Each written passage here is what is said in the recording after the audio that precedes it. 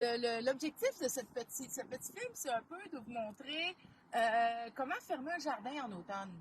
Là, tout le monde est pressé, on veut fermer le jardin. N'empêche que là, 5 minutes, je n'avais rien sur le dos, puis là, il fait chaud, il fait froid, il fait encore beau. On est rendu le 28 septembre, il n'y a pas gelé encore, donc il n'y a pas d'urgence. Mais je veux quand même vous montrer des choses à faire et à ne pas faire. Ici, devant moi, j'ai le jardin de Cathy. Cathy, ma collègue de travail, ma très chère collègue de travail qui veut bien faire les choses et qui me devance.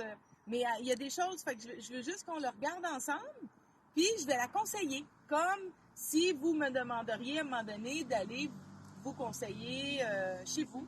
C'est ce que je vais faire. Fait qu'on on apprend avec les bons côtés et avec les erreurs des autres. Donc, Cathy a voulu bien faire ici en récoltant toute sa bête à carbe.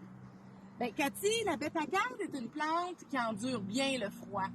Elle aurait pu pousser encore plus longtemps. Fait que la bêta-carde, comme le persil qu'on a là, est une plante qui pousse par le cœur. Donc, la manière qu'on la récolte, c'est qu'on récolte toutes les feuilles à l'extérieur et on garde le cœur. Fait que le cœur aurait pu continuer, tu aurais pu encore manger de la bonne bêta-carde fraîche pendant encore 2-3 semaines au moins. Mais là, maintenant que tu y as coupé la tête, bien comme il faut, on va voir qu'est-ce qu'on peut faire avec le restant de ton jardin, cette partie-ci. Fait que moi, ce que je te conseille pour préparer ton jardin comme il faut pour l'année prochaine, c'est d'enlever vraiment toutes tes mauvaises herbes comme il faut. On enlève les racines des mauvaises herbes. Puis, bon, le gazon, je l'enlève au complet. Mais quand on a une autre plante, comme ici, qui est du...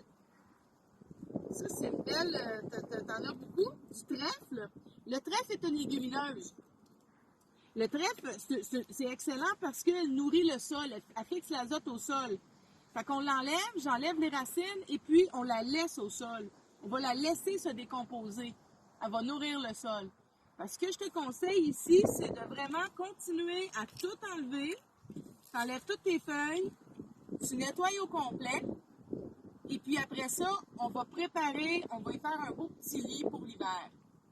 Donc, si on regarde le jardin en son entier, ici, tu avais de la bêta-carbe, là, du persil, ici, tu as les tomates, puis là, en avant, tu avais de la carotte. Là, j'imagine que tu vas faire une rotation de culture. Les tomates, l'année prochaine, tu vas les mettre où? Là-bas. Fait que là, les tomates est une plante exigeante. Premièrement, la tomate, cette année, ils ont tous été malades. Fait qu'il va falloir retirer les plants au complet du jardin. Fait que les couper en morceaux avec un sac en plastique et on retire tout. Elle peut attendre, il en reste encore des vertes, mais plus beaucoup. Là, ça, oui, ça pourrait être enlevé maintenant. Les racks ici devraient être désinfectés. Un push-push d'alcool, on connaissait un push-push d'alcool dans les mains, on est rendu bon avec ça, on en a partout. Moi, j'en teigne tout le temps un dans les poches. Fait que là, je prends mon petit push-push d'alcool et je push-push toutes mes... Après, j'enlève mon plan. Une fois que c'est fini, je désinfecte mes racks pour pas que mes racks l'année prochaine et mes poteaux aussi, pour pas que les autres donnent la maladie à mes plants de tomates l'année prochaine. Fait que là, on sait que mes tomates, j'y veux là. Mes tomates, c'est une plante exigeante.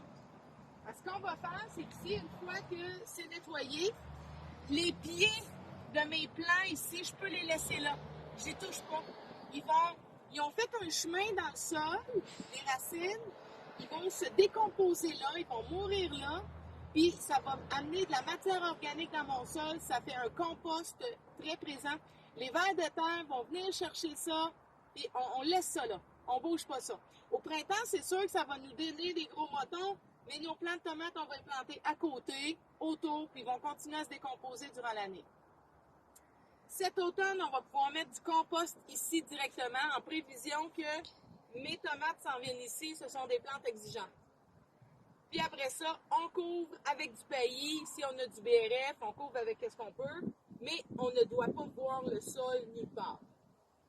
On ne marche pas ici. Ici, le chemin il est dans le milieu. Fait que ton chemin, tu devrais peut-être le clarifier un petit peu plus, que ça soit évident que tu as un chemin là, puis c'est là que tu marches. Ces côtés, on ne marche pas, on n'écrase pas le sol. La vie microbienne, la vie en général, a besoin d'un équilibre entre l'air et l'eau. S'il manque d'air ou s'il manque d'eau, si cet équilibre-là est brisé, tu as beaucoup moins de vie. C'est la vie du sol qui donne la nourriture à nos plantes. On en veut. Donc, on ne marche jamais là. Fait qu'on couvre, on marche tout le temps dans le petit chemin du milieu. Ton persil, c'est une plante qui peut rester en vie longtemps, très longtemps, elle endure le sol. Fait que continue à récolter, c'est correct, laisse-la là.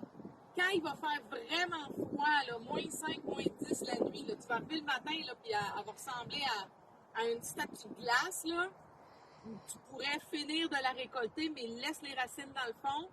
Elle va revenir très tôt au printemps l'année prochaine. Elle ne sera pas bonne pour te donner beaucoup de feuilles durant l'année. Elle va monter rapidement en graines. Fait que tu vas pouvoir l'enlever, mais tu vas avoir une récolte de persil très tôt au printemps. Puis, mais il faut nettoyer. Tu as beaucoup de trèfle autour. Je te dis que c'est bon le trèfle, mais en même temps, c'est bon pour te faire un beau paillis au sol. On laisse ça au sol. On a ça ici. La même chose, la ciboulette. La ciboulette, c'est la vivace qu'on peut couper très court en automne. Fait que laisse-la là, mange-en, coupe-en comme tu veux, mais quand il va faire vraiment froid, quand elle va être bien gelée, là, tu vas pouvoir la couper au ras à 10 cm du sol, puis elle va reprendre au printemps. Fait que ça, tu la mets en petit paquet dans le congélateur, puis tu en coupes quand tu en veux, ou tu la coupes déjà, puis tu la mets au congélateur dans un ziploc. Tu vides ton ziploc sur ta sauce à spaghetti ou sur ton spaghetti en automne. Ben, quand tu veux. Je me prends un petit hiver. Le coin ici, les carottes, ça, c'est parfait. C'est parfait. T'as ramassé tes carottes, t'aurais pu laisser tes carottes. Les carottes, toutes les plantes racines, carottes, betteraves, rutabaga, raviole, pommes de terre, toutes les racines, tu peux laisser ça au sol super longtemps, c'est très long avant que ça gèle. Donc, tes carottes, si tu en as beaucoup, ils vont se conserver bien mieux dans ton sol que dans ton frigidaire. Donc, tu peux attendre. Mais quand là, à un moment donné, il fait vraiment trop froid et que ton sol risque de geler, là, tu finis ta récolte. Ce que tu as fait en laissant tous tes fans au sol, c'est parfait. Sauf que je vois que tu aurais dû peut-être enlever tes mauvaises herbes avant. Parce que tu en avais des petites cachées en dessous. Puis celle-là, t'en as deux, j'en ai accroché deux en même temps. Ça a beaucoup de semences, ça, dans ton sol. Ils sont cachées en dessous, fait que ça va te faire bien de la mauvaise herbe au printemps. Fait que tu les enlèves. Les semences, tu mets ça dans l'allée, puis les feuilles, tu laisses ça sur ton jardin. Ils vont se décomposer, ils vont nourrir. Fait qu'on veut protéger le jardin. Fait que tes carottes, l'année prochaine, j'imagine qu'ils vont aller de l'autre bord avec tes tomates aussi. Puis ici, tu vas mettre de la bêta-carde ou d'autres choses. Fait que c'est parfait de laisser ça comme ça pour l'automne. Donc, quand on couche pour l'automne, c'est quand on se couche nous autres aussi le soir quand on s'en va se coucher. On s'en va se coucher propre, donc on nettoie les mauvaises herbes, puis on a besoin d'une couverture pour la nuit. On lui donne une couverture, puis il va passer une bonne nuit. Puis là, cet hiver, la neige va couler, toute votre fertilisation du sol. Les micro-organismes sont protégés en dessous, la fertilisation va rester là. Puis au printemps, ben on recommence là, avec... on va peigner ça un peu, là. Puis on va passer la grelinette, puis ça, on en reparlera au printemps.